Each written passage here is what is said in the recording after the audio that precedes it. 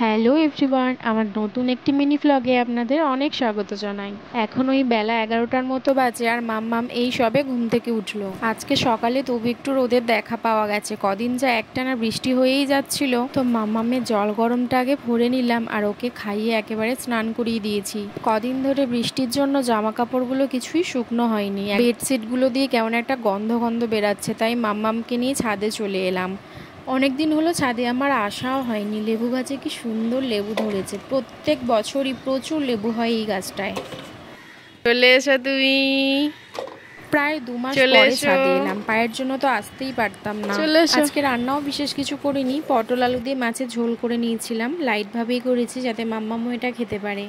যেহেতু দেরি করে ঘুম থেকে উঠেছিল, দুপুরে আজকে আর ঘুমাইনি। বিকেলবেলা মাম্মামকে নিয়ে একটু ঘোরাতে বেরিয়েছিলাম। এক একদিন আমিও বেরাই, এক একদিন ওর বাবা ওকে নিয়ে যায়। তারপরে একটু ফুচকাও খেয়ে নিলাম আর চুরমুড়ো নিয়ে নিয়েছি। ফুচকা দেখলেই যেন আমার একটা কেমন কেমন হয়, ফুচকা খেতে ভীষণ ভালোবাসি। তো এখন সন্ধে হয়ে গেছে আর মাম্মাম এসে না ঘুমিয়ে পড়েছে, তাই ভাবলাম যে ওর রাগি পাউডারটা বানাবো। রাগিটা আমি ভালো করে জল দিয়ে একদম কচলে কচলে অনেকবার ধুই, কারণ রাগি দিয়ে ভীষণ ময়লা বেরায়। যতবারই ধুয়ে যাই ততবারই ময়লা বেরাতেই থাকে। মিনিমাম 4 থেকে 5 বার ভালো করে ধুয়ে নিই।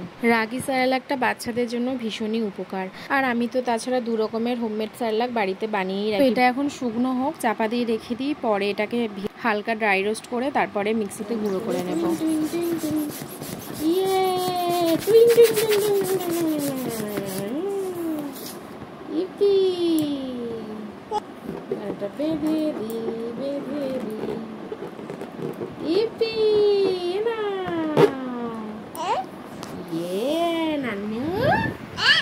খুশি তুমি? বেলুনটা পেয়ে খুশি? কি হলো? ওটা কি করব বলো? তো মাম্মাম তারপরে এসে দেখি উঠে পড়েছে, কাঁদছিল, আর বেলুনটাকে ফুলিয়ে দিলাম। ওকে আবার বেলুনের মধ্যে এখন নাম লিখে দিতে হয়। একদিন লিখেছিলাম, সেই থেকে বায়না করে। তো এবারে যাবো রাতে রান্না করতে। টাটা।